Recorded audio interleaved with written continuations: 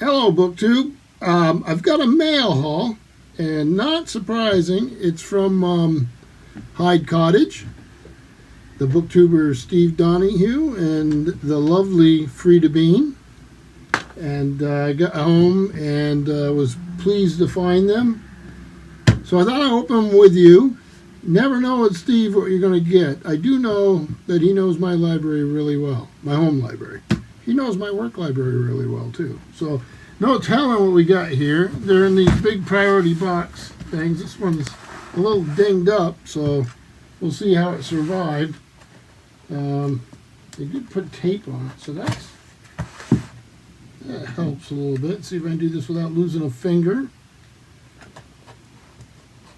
So Steve lives about 3 hours from me, and we do visit back and forth. He spent time here at this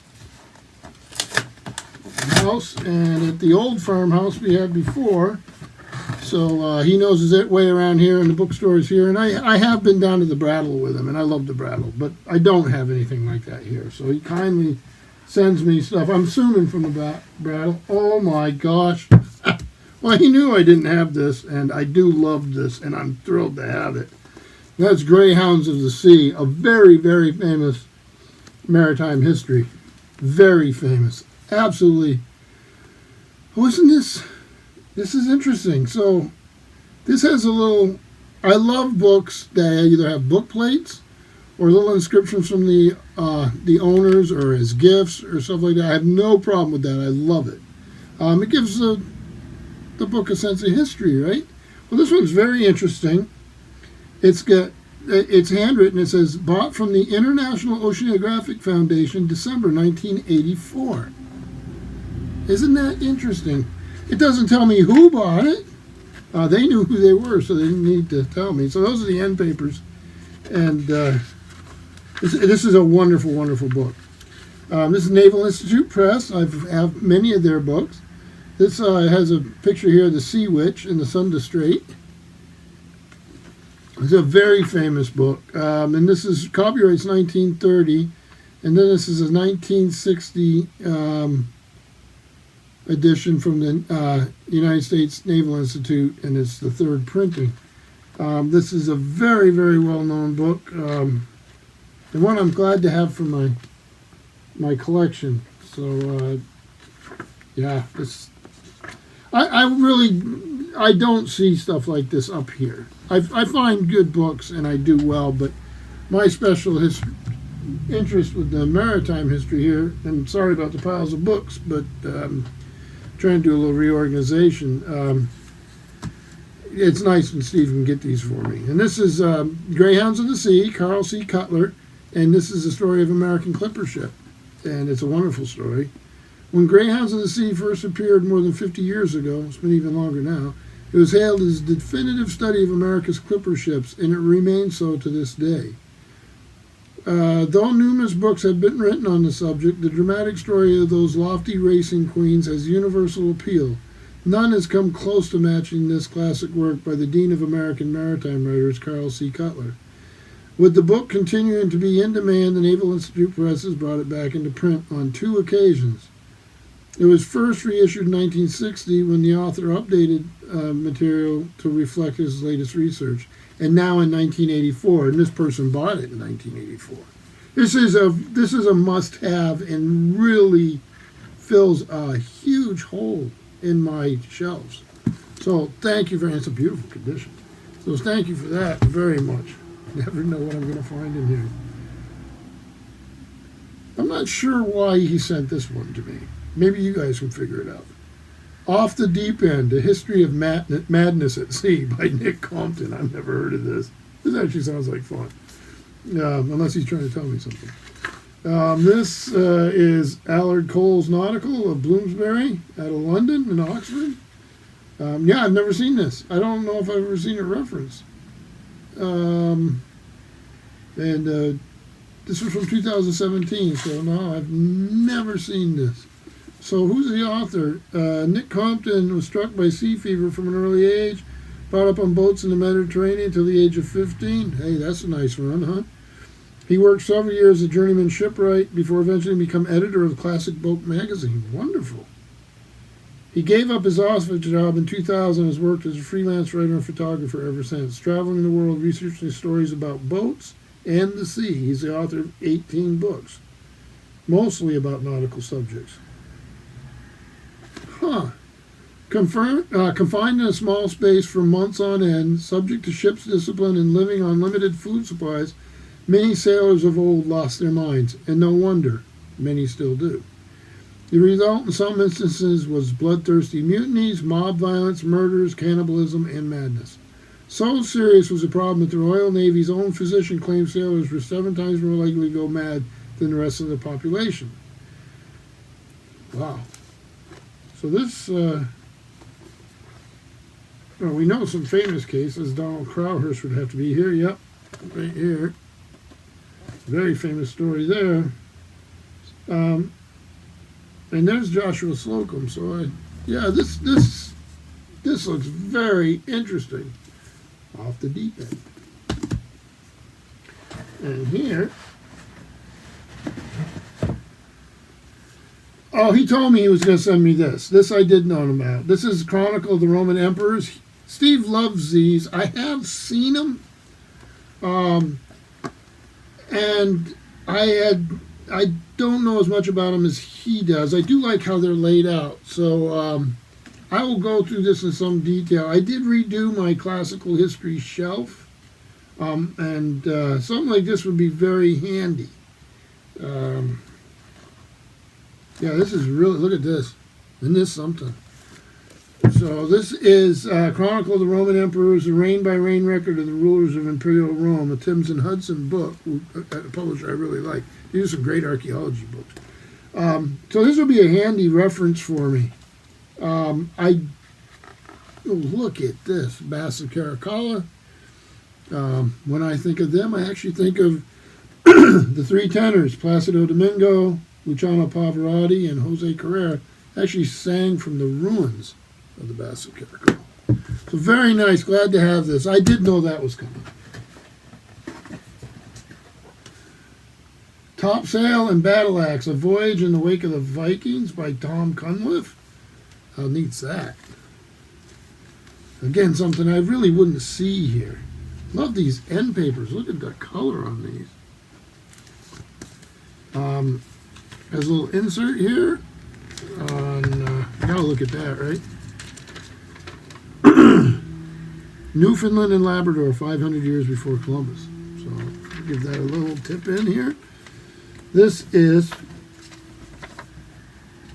David and Charles, Newton Abbot, London. And this is from 1988. This exciting epic of modern and historical seamanship tells the tales of 2 North Atlantic voyages. The first is made in stages by 3 generations of 10th century Vikings. The second, which follows the same route, is sailed by Hertha, a 75-year-old pilot cutter, in 1983. Wow, copiously illustrated. These are, this is a nicely put together volume.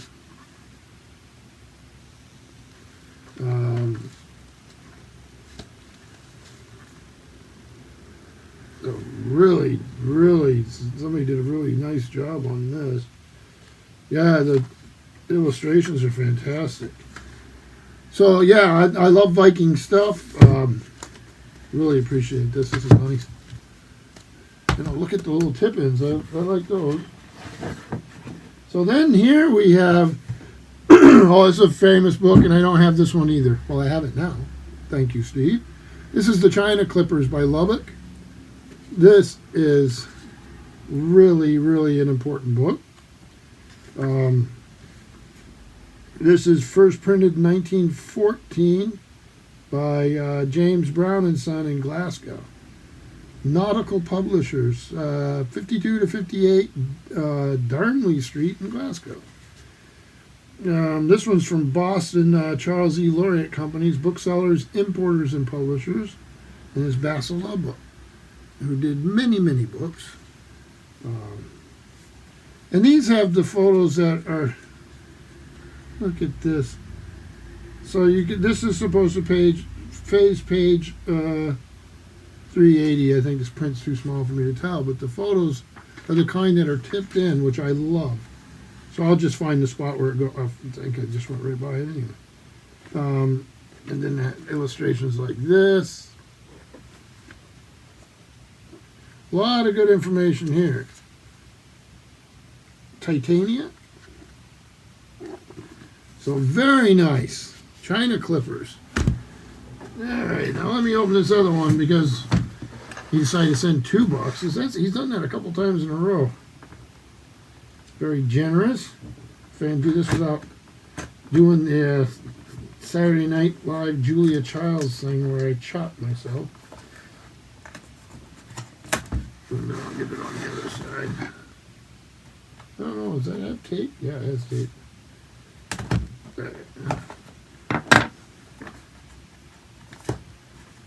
So that box had a ding in it. Not a problem to any of the books. The books are fine.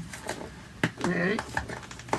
I don't know what glue the post office uses on these boxes, but it's fantastic stuff. I can get them undone, but they're solid. They're on there. So that's nice. Ooh, wow. Never seen this before.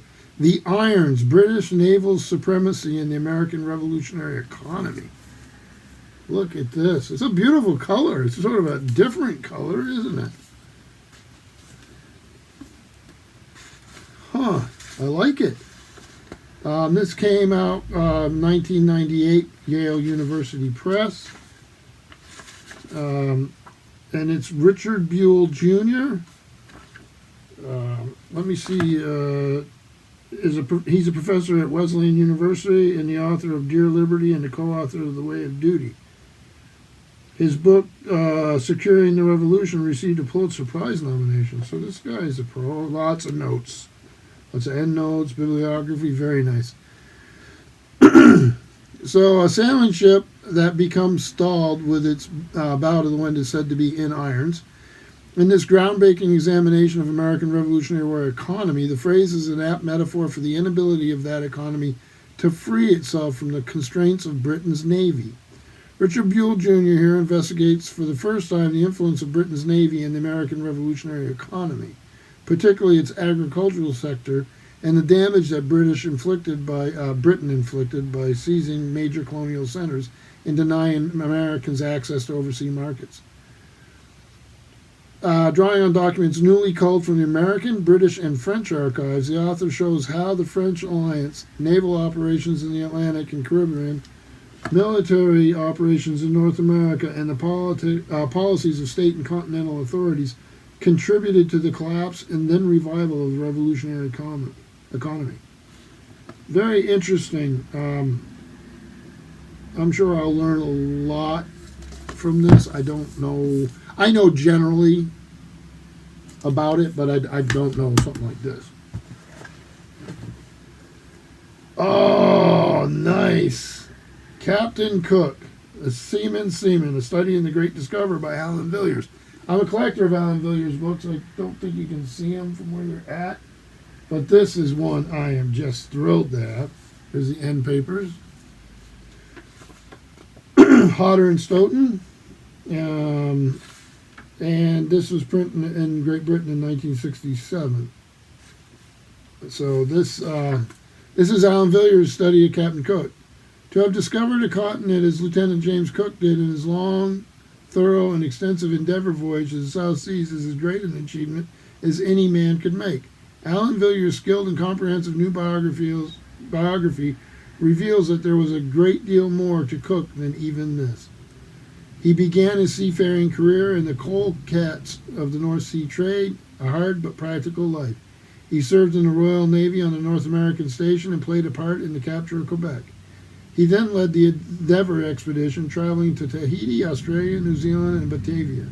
His second voyage took him far south into the Antarctic region. The final stage of his career took him to the other end of the world, seeking for a northwest passage from the Pacific side.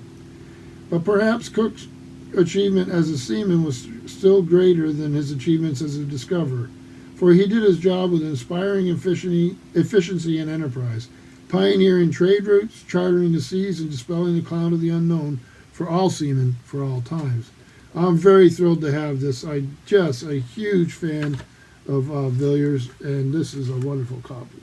So thank you very much. That's just fantastic.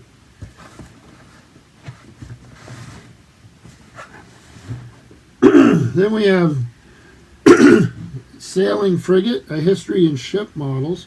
I love ship models. My daughter just built the Titanic, a plastic model, but it was complicated. She did a great job. I love the sense of history they give you. And I learned a lot from these modeling books. I don't have this one, nor do I know about this series. I have a couple. I watch on Instagram some of the great ship modelers of the world, and they post magnificent pictures. So this is very nice. This is Robert Gardner. Let's see, where did it say anything about him? I don't see anything. But this book is the one in a series that uses the best models from the incomparable collection of the National Maritime Museum to tell the story of a specific ship type. In this case, the evolution of the cruising ship under sail. And the photographs are very helpful to a modeler, right? And look at the detail here. So this will be great fun. What an interesting. Well, this is nice. This is Yankees Wander World by Irving and Electra Johnson, circling the globe in the Brigantine Yankee. How fun is that? This thing's in really nice condition. This is W.W. Norton and Company, who have published a lot of great nautical nonfiction and fiction, and still do. And this World Cruise was 1948 to 1949. When did this come out? They've written other books too here. So the color photographs are actually copyrighted by the National Geographic Society. And this is from 1949. So aboard the Brigantine Yankee, the Johnsons have made their fourth world cruise. Again, as in the previous cruises, the ship's company was made up of young amateur sailors, men and girls who embarked on a voyage that lasted 18 months and covered 40,000 miles of ocean sailing. We probably would phrase that a little different now, but it was a different time. Look at these pictures. Very National Geographic looking. I've never read this. I'm not sure I've ever seen this book before. So that is very interesting. So I'm looking forward to reading that. I've got a stack going here. Wow. Oh, and this last one's really neat. Excuse me. This is Richard H. O'Kane, Rear Admiral, United States Navy, retired. It's called Clear the Bridge, The War Patrols of the USS Tang, the true story of America's most daring World War II submarine. Wonderful condition. It's got this Mylar jacket. You got the Congressional Medal of Honor from President Harry Truman. Look at that. That's something. Oh, nice end papers here. Some of the routes. I wonder if there's a... Yeah, I think they're the same on both sides. Oh, boy. Wow. I'm going to learn a lot from this. I love submarine histories anyway. This is from Presidio. It's 1977. This is a 1989 edition by Presidio Press. So this is a later... This is really... Okay, yeah, they do have... So they have maps, which is helpful when you're following the action. I thought I just saw... I'll do it for very long if I don't find it again. Oh, here's some photographs. Section of photographs. Cutaway of the submarine. Samuel L. Morrison called Tang fabulous. I'm reading Morrison's multi-volume history of naval operations of World War II. Vice Admiral Charles A. Lockwood, commander of the submarine force in the Pacific during World War II, described her fifth patrol as one of the great submarine cruises of all time. Richard O'Kane was Tang's skipper throughout her brief but gallant career. and clear the bridge is his account of the life of the Tanganer crew. This will be fascinating reading, I'm sure. I'm really looking forward to this. Wow. Very nice index. A little surprising there. So, yeah, wow. Very nice. So, a wonderful, wonderful book haul. I thank Steve and Frida Bean very much. I'm actually going to try, and it filled some holes in my collection here that just everyone's a hit. So, there we go. Fantastic collection here. And I very much appreciate it, Steve and Frida. So I hope you're all doing well. I got to go figure out how to get these things on the shelf. We'll see how it goes. But again, thank you, Steve and Frida Bean, and have a good week.